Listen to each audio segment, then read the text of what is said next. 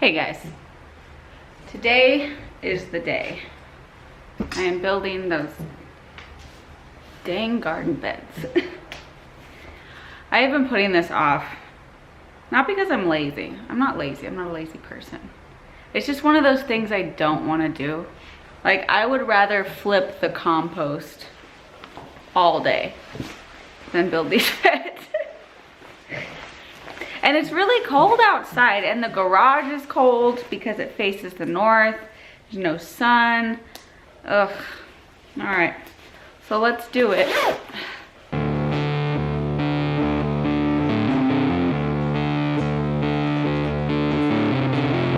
Couple things we need. This guy, that guy, this guy. Found it. And watch this whole endeavor get derailed by not having the proper screws. Pocket hole, pocket hole. 2.5. Woo! Look at that.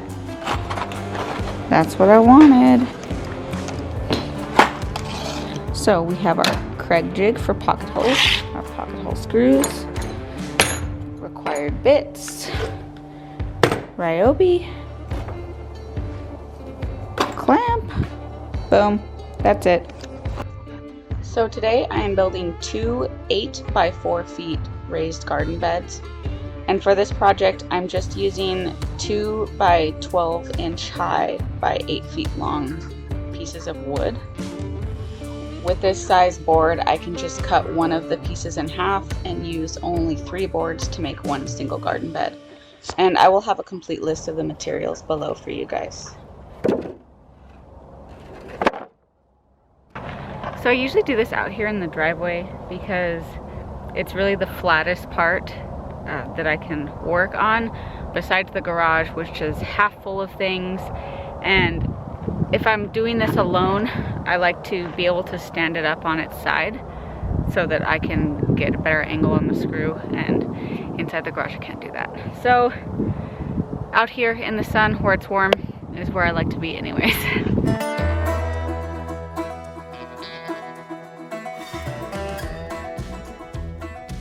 So I am not a carpenter or a woodsmith by any stretch of the imagination, but I'll talk about the joinery that I use to attach this wood together. The blue device I'm using is called a pocket hole jig. Specifically, that's a Kreg jig, and it's used to create a 15-degree angled hole into a piece of wood. I will then use a specific pocket hole screw to join the two end pieces together.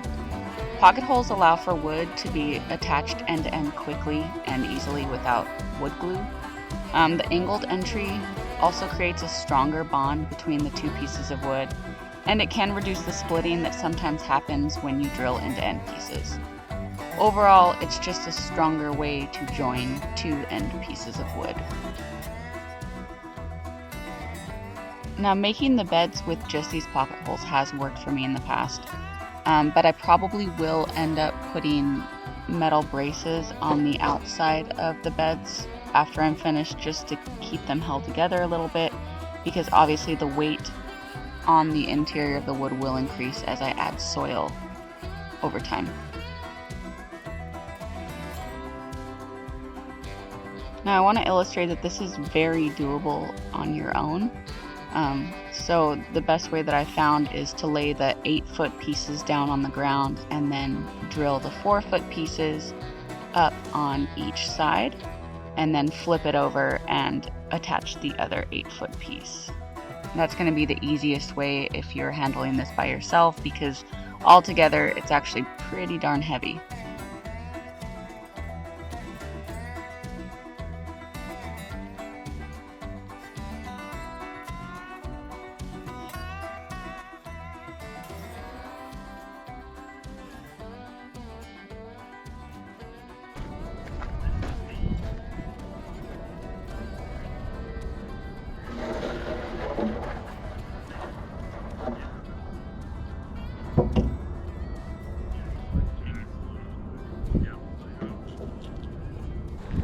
Alright guys, I'm on the GoPro because my camera battery died. I don't know how well you can see me, and I don't have a front-facing screen to check myself.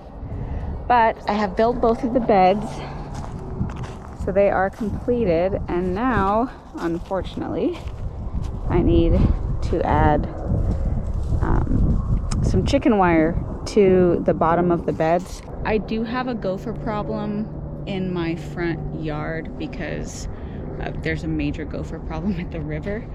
So I've never had any in the garden. Of course, the one year I don't put this down is going to be the year they get into my garden beds. Now, obviously, there's nothing protecting the in-ground beds. But like I said, I haven't had a gopher problem in this part of the property. So we're just running with this. The chicken wire doesn't cost me anything. It's free because I have tons of it. So it's just a little extra work that I don't love doing, but it will be good.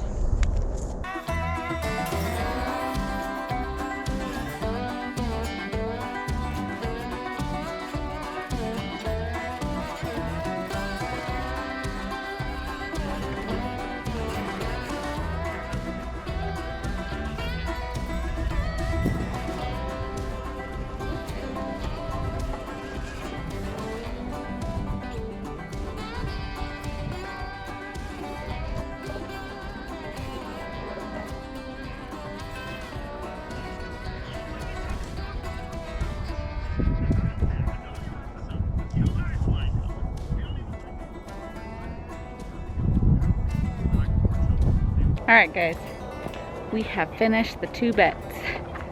Didn't take that long, but now we're gonna fill them. We're not gonna fill them all the way because I don't have that many bags of soil. I think I only have 4, and that won't even fill 1. It might fill 1 bed. What we're gonna do is, first off, measure out the width and length is supposed to be, and then adjust it because I like things to be in order. But I have this chicken wire on the bottom, and we are gonna do a little modified lasagna method of filling this bed. So a great way to save money on filling your raised beds is to fill them with biodegradable materials. Some people you'll see fill the bottom with logs and then sticks and leaves, etc., etc. I have used logs in the past to take up a large portion of my bed, but unfortunately in this desert environment with very little rain and moisture, they don't break down that quickly. So I do have a couple small logs from our cottonwood tree that fell down a couple years ago, and I will put those on the bottom, but that will not be the majority of what I'm filling this bed with.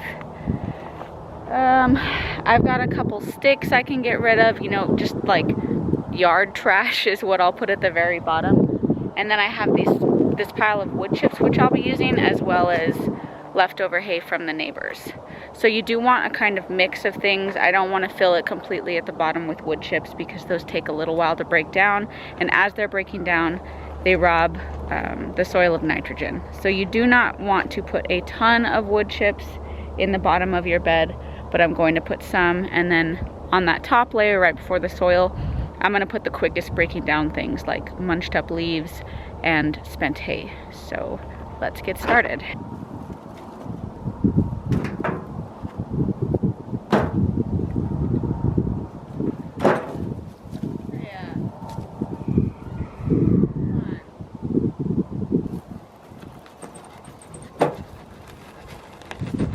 And then one thing I do want to put in the bottom of these beds before I put the logs in is cardboard, because that will greatly help with weed suppression, at least in the first year, not so much the second. So just as a recap, what I have currently at the bottom of this bed is first off a layer of chicken wire, and that's just a protective measure against the gophers that we do have on the property, although I've never had an issue in my garden. Next, I'm putting down this 1 layer of cardboard. I could put down more, but I need the rest of the cardboard that I have for the walkways. But this is going to help with weed suppression just in the first year. After that, it's going to break down. But hopefully there will be enough mass in the bottom and I can keep the weeds out. It's not really that hard to keep weeds out when it never rains. And then after the cardboard, I will begin layering my organic materials to fill the bed up.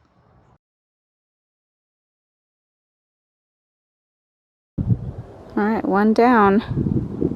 Don't judge me on my box collection. Now it's time to put these guys in. I'm just gonna toss them.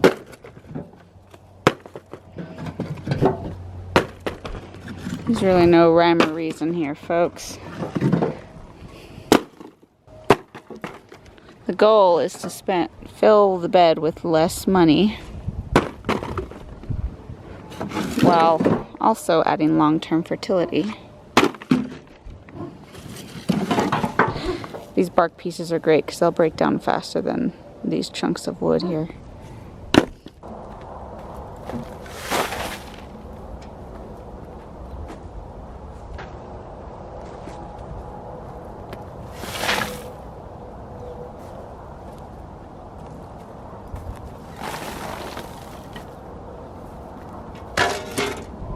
So I just went to the neighbors and got a bag of spent grass hay, and I figured why not just get a wheelbarrow of horse manure too.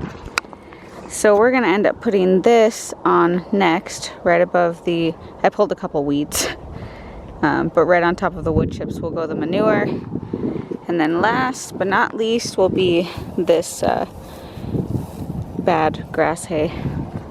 So putting undecomposed or uncomposted manure directly in your garden beds is really risky.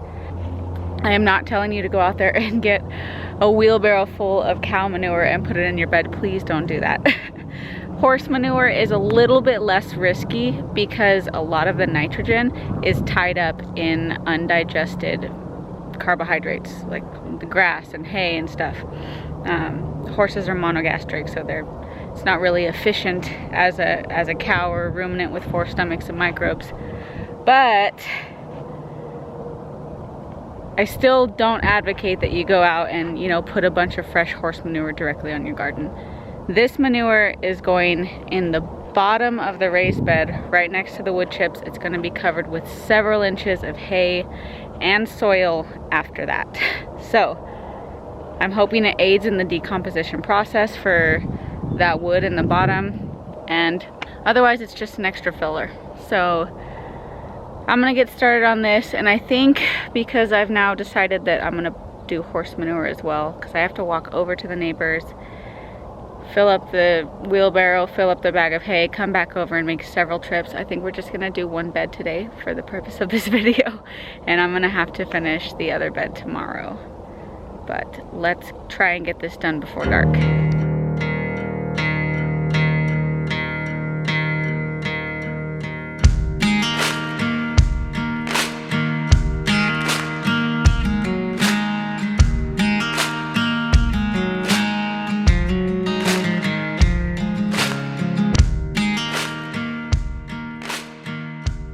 So remember, these beds are like 12 inches tall, and this is not very full. A lot of the mass that's above right here is just the logs. Really, I only have about 2 inches of space filled. And then when I add the hay's gonna add a lot of body to it, but not a whole lot of substance. So I think I'm gonna end up having to do another trip of manure and hay before I throw any soil in here, but we'll see. Let's put it in.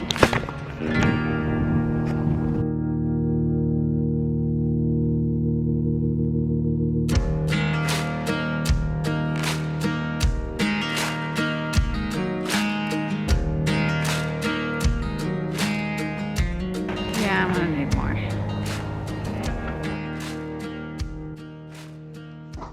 So at all stages of this lasagna garden, I'm going to be watering down all of my layers just because obviously I live in the desert, it's very dry.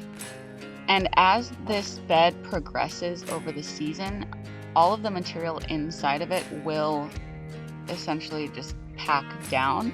I don't necessarily want to pack down the soil with my feet because I do want to retain a fluffy, light soil that's easy for roots to grow in. But all of this bottom stuff that I need to decompose quickly over time, you don't want a bunch of empty air inside of it because it'll just take longer, and then there's a bunch of air pockets where your plant's roots are going. So you do want to spray it down with water and pack down at least the layered parts at the bottom of the bed as you are building this. For the actual soil you use in the bed, that is personal preference. I do grow organically, so this is organic peat moss, which is going to help with water retention in my environment, and then organic just potting soil, raised bed potting soil I got from Home Depot. It's not the best soil. I go over it in my previous video about my in-ground garden beds, but I do add compost and other amendments at the beginning of the spring season to help with nutrition in this soil. But as I said, use whatever you'd like, whatever you can afford, and whatever's going to work for your climate and your plants.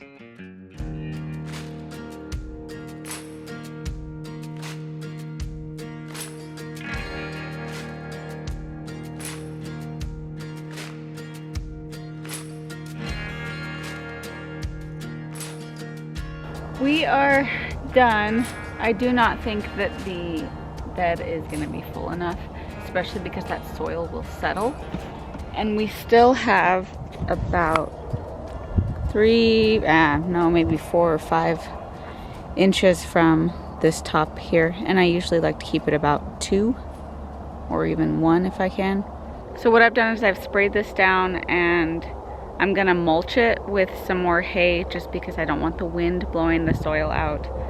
But I do think I'm gonna end up getting probably 2 more bags of soil, and then come the spring season, I will top dress the entire bed. I will top dress all of these beds with the compost I've made over the winter. So that is all for today, guys. Thank you for joining me. I will probably finish that second bed tomorrow. And if that's the case, I'll also finish this first bed because I'll have to go buy soil. But once I have everything completed, I will let you know exactly how much it costs to fill these beds and also to build them. I'm not sure if I've told you guys that before, but I have it written down. So I'll have a total cost for both of these beds. It's not going to be cheap, but I do like to make it as cheap as possible. So thank you for joining me. Until the next one.